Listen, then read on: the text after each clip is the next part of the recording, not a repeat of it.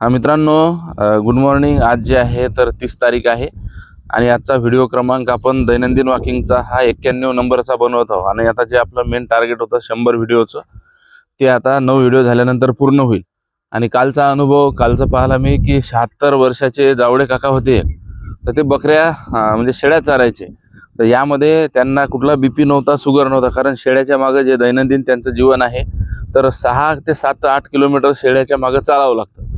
आणि या सगळ्या धाकधुकीच्या जीवनामध्ये आपण पाहतो की आपण जीवन तर जगतच आहे, परंतु स्वतःसाठी आपल्याला वेळ नाही आहे। म्हणजे 24 तासातला 1 तास अर्धा तास, जसं तुम्ही आता रोज फिरायला येता, मी रोज तुम्हाला पाहतो, तर त्याचे फायदे तुम्हाला अनेक आहेत।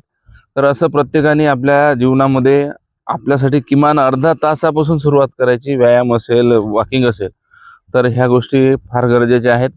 आणि कुठलीही बाब आपण ज्या वेळेला वारंवार ऐकतो, तर म्हणजे आपले व्हिडिओ पाहून बरेचसे लोक म्हणतात की बा आम्ही आता वॉकिंग सुरुवात केली आणि त्याचे जे फायदे आहेत ते अनगिनत आहे।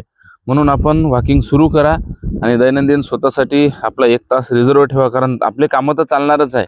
प्रत्येकाला स्ट्रेस आहे या काळात। म्हणजे काम करणारा समजा बँकेवाला असेल, त्याला वाटते बा याच्यापेक्षा शिक्षकाचा जॉब चांगला आहे, कारण 8-8 वाजेपर्यंत सगळं क्लिअर झाल्याशिवाय त्याला सुट्टी भेटत नाही। आपले बैठे कामं आहेत बरेचसे, क्लरिकल असेल, सरळचे कामं करणार असेल, ऑनलाईन काम करणार असतील, तर ह्या कामं तर आपल्याला करावंच लागतात, परंतु त्यामधून आपल्याला स्ट्रेस कमी झाला पाहिजे।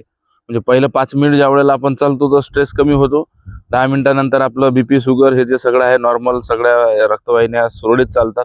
म्हणून या सगळ्या याच्यामध्ये 1 तास आपण वॉकिंग करा, व्यायाम करा किंवा योगासनं करा आणि निश्चित आपलं आरोग्य सांभाळा। बरोबर आहे की नाही? बरोबर आहे। 1 तास आपण दैनंदिन चालायलाच पाहिजे। तर मित्रांनो, आजचा 91 नंबरचा व्हिडिओ इथं समाप्त करूया।